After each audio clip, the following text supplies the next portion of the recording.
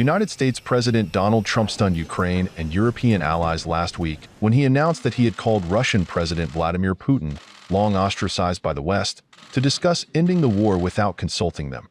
They must now confront the reality of a future with less U.S. protection.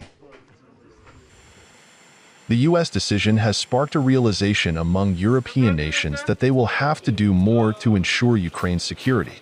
European leaders held emergency talks in Paris on February 18th, calling for higher spending to ramp up the continent's defense capabilities, but remaining split on the idea of deploying peacekeepers to Ukraine to back up any peace deal.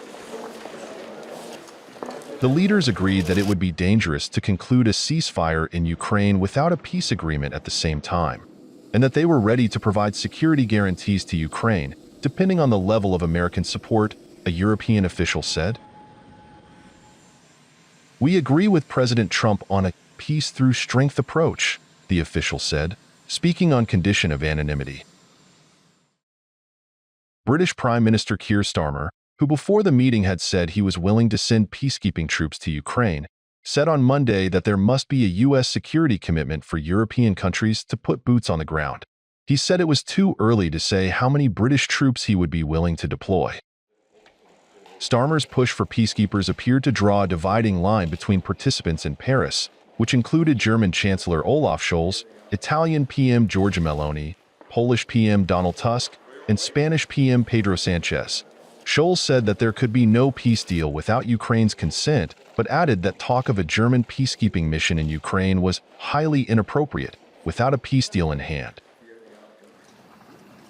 The Paris meeting was initiated by French President Emmanuel Macron after U.S. President Donald Trump arranged bilateral peace talks with Russia, excluding European allies and Ukraine from negotiations to end the war, which are scheduled to begin in Saudi Arabia on Tuesday. Macron spoke with Trump ahead of the meetings, officials from both countries confirmed on Monday. Ukrainian President Volodymyr Zelensky also said he had a long conversation with Macron on security guarantees. "We share a common vision.